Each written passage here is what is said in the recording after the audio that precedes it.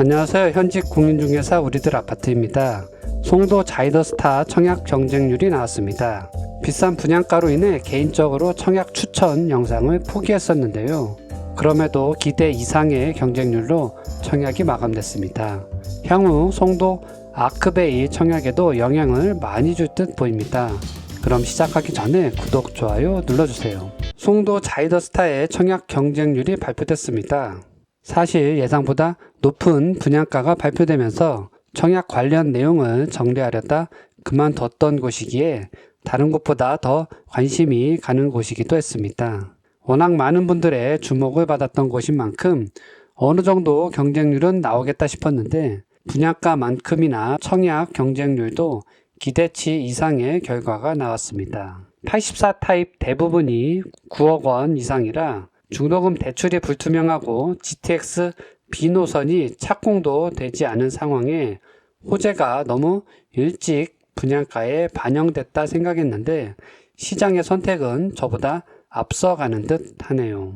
테라스 타입 펜트하우스의 분양가가 20억 원이 넘음에도 경쟁률이 보통 20대 1을 넘었고 100대 1이 넘는 타입도 나오는 상황을 보면 시장의 흐름은 아직은 현금 부자들이 주도하는 부동산 상승세에 손을 들어주는 모양새입니다. 높은 분양가와 대출 문제 등으로 일부 타입에서 2순위 청약을 진행했지만 말 그대로 예비 입주자일 뿐 특별 공급 없이 진행된 청약 자체의 경쟁률은 나쁘지 않은 결과로 보입니다. 송도 자이더스타의 청약 성공을 보면 앞으로 이어질 인기 지역의 분양가 상승은 더 분명해 보입니다. 중도금 대출이 불명확한 상황에서도 현금 부자들의 투자 열기가 꺾이지 않은 상황이 지속되고 있고 서울 핵심 지역의 분양가가 지금보다 더 낮아질 확률도 거의 없어 보입니다. 결국 시장의 양극화가 극명해지는 모습인데요. 10억 원 이상의 인기 지역의 청약률만큼이나 5억 원 내외의 청약을 노리는 수요 역시 줄어들 기미가 안 보이기 때문입니다. 신혼부부나 30대 초반 일반 직장인들에게 5억 이내의 청약 성공은 이제 부동산 투자의 정석이자 꿈처럼 되어가는 상황입니다. 내년에도 이런 상황은 계속 이어져 현금 부자들이 주도하는 10억 원 이상 청약 시장과 생애 첫 내 집 마련을 노리는 경기도 역세권 5억 원 이내의 청약 시장으로 극명하게 대비가 될 듯합니다.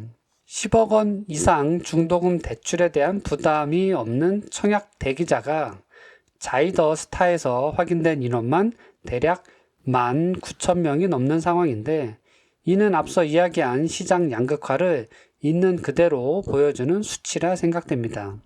11월 말 청약을 앞둔 더샵 송도 아크베이 역시 경쟁률만 놓고 본다면 이번 자이더스타 이상의 결과가 나오지 않을까 예상됩니다.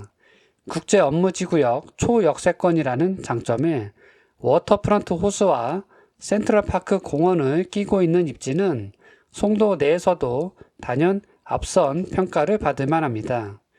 분양가가 확정되진 않았지만 2,500만 원 내외로 나온다는 소문도 있고 84 타입 9억 원 이내라는 설도 많습니다. 때문에 입지나 분양가 등에서 자이더스타와 비교해 부족함이 없는 단지가 아닐까요? 이번에 자이 청약에 떨어진 분들을 포함해 수도권의 현금 부자들에게는 결코 그냥 지나치지 않을 곳인 만큼 올해에 얼마 안 남은 청약 단지 중 가장 뜨거운 관심을 받을 것으로 보입니다. 정부의 부동산 대출 규제 정책이 어떻게 진행될지 모르겠지만 지금과 같은 시장 양극화는 당분간 이어질 것으로 보입니다. 분양가를 계속 끌어올리려는 건설사들의 의지도 점점 더 강해질 것으로 보이는데요. 끝없이 상승만 하는 시장이 불가능하듯 부동산 시장이 지금보다는 안정화되길 기대해 봅니다. 마지막으로 구독, 좋아요 부탁드립니다. 시청해주셔서 감사합니다.